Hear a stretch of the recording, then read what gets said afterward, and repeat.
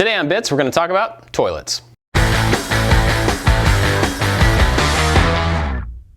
Setting a new toilet is a really simple project that can be a much needed refresh for just about any bathroom. And actually removing an old toilet is probably a lot easier than you think and not quite as messy. The first step is to turn off the water supply to the toilet and then flush it. This will take all the clean water out of the tank and the bowl. There will still be some clean water in the trap and you can get that out with a shop vac. Any other water that you have to deal with in this process should be pretty clean. Just make sure that you have some towels around to wipe it up. So to actually remove the toilet, you just need to disconnect the water line on the back and then take off the two caps at the base over the bolts. Underneath these caps there will be two nuts and you just unscrew those and that should loosen the toilet. But before you remove the toilet, make sure you have a place to put it. Underneath the toilet there will be a wax ring that will cause a big mess if you put it on the floor. I suggest having a trash bag laid out right next to the toilet and then with help, lift it directly off the two bolts and set it on the trash bag. If you're going to reinstall that toilet, you want to clean off the bottom where the wax ring was. It doesn't have to be super clean, you just want to make sure that you can have a good seal when you replace the toilet. To install a new toilet, basically you just reverse the process, but you want to start with a new ring and new bolts. If you need to remove the old bolts first, those are in keyholes in the flange, so you slide them around and lift them out of the holes. Reverse this process to put in new bolts. After those bolts are installed, you drop a new wax ring right down onto the hole of the flange.